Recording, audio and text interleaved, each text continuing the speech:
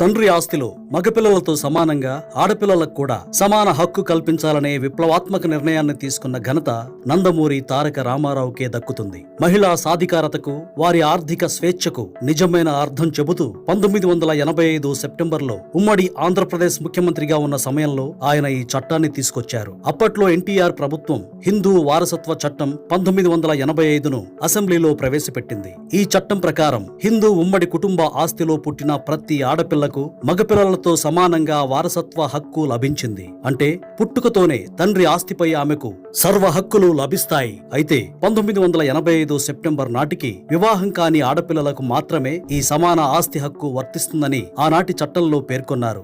దేశంలోనే మొట్టమొదటిసారిగా ఉమ్మడి ఆంధ్రప్రదేశ్ లో ఈ చట్టాన్ని తెచ్చి ఎన్టీఆర్ సంచలనం సృష్టించారు. ఆనాడు ఆయన వేసిన ఈ ముందడుగు తర్వాతి కాలంలో భారతదేశ చరిత్రనే మార్చింది. ఎన్టీఆర్ ఈ నిర్ణయం తీసుకోవడానికి